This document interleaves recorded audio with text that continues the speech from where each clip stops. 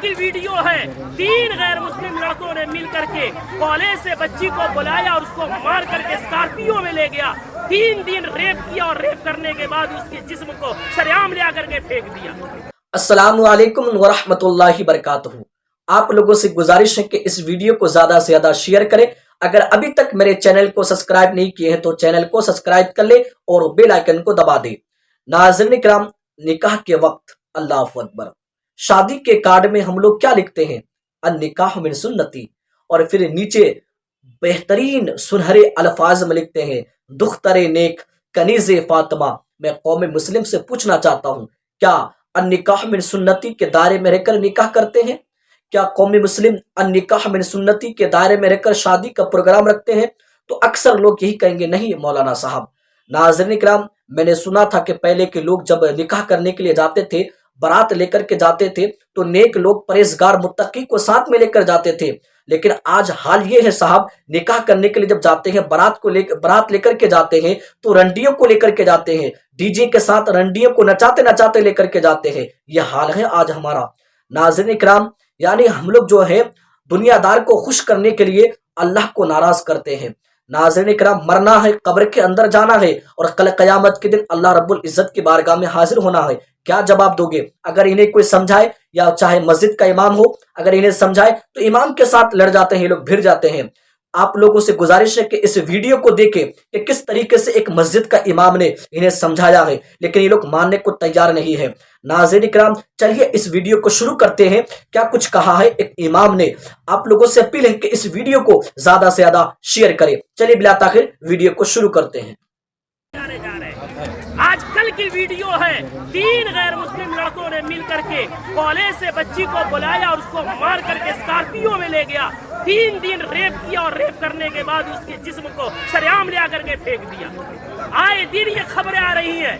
मैं पूछना चाहता हूँ, इसके पीछे के जिम्मेदार मुआशरे के हमारे और आप जैसे बेगैरत लोग नहीं है, जो शादियों में, नाच गानों में, पैसों में आग लगा रहे और आग लगा करके शादियों को इतना मुश्किल बना दिया कि वक्त में शादियां नहीं हो रही है, जिसकी वजह से हमारी बेटियां, जज्बात उनमें भी है, जज्बात की रो में बह करके एजुकेशन वाली बच्चियां गैरों के गोद में खेल नहीं रही है, बल्कि टिश्यू पेपर बना करके उन्हें इस्तेमाल करके गली कूचों में फेंक नहीं दिया जा रहा है, बल्कि उनके चेहरे उड़ाए जा रहे हैं।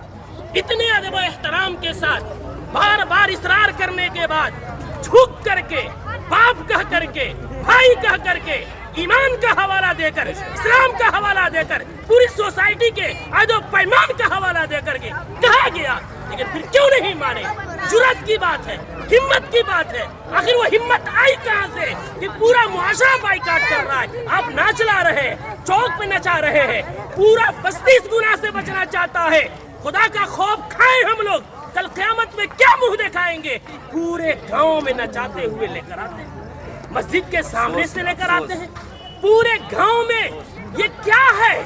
इसको जिद नहीं कहते हैं तो और क्या कहते हैं? इसको हठधर्मी नहीं कहते हैं तो क्या कहते हैं?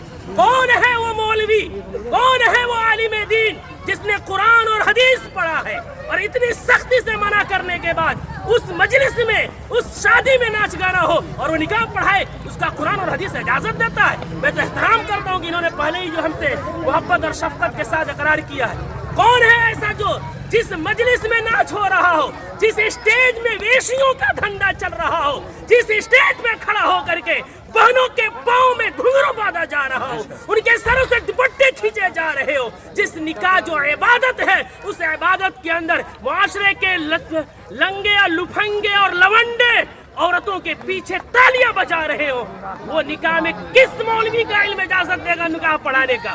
कौन सी कुरान इजाजत देगी? कौन सी हदीस इजाजत देगी? यहाँ सब कलिमा पढ़ने वाले हैं। हम मरेंगे, रब के सामने हाजिर होंगे। दुनिया की बात छोड़े, हमें ये खौफ क्यों नहीं आता कि निकाह एक इबादत है, नमाज भी इबादत है। नमाज में अगर कोई गाना बजाए, नमाज का मजाक है। निकाह में कोई गाना बजाए, वो निकाह का मजाक नहीं तो क्या है? जो मौलवी कुरान की आयत पढ़ेंगे, उनका मजाक नहीं तो क्या है? हदीस पढ़ेंगे, उनको पैरों की ठोकरों में रखना नहीं है तो क्या है?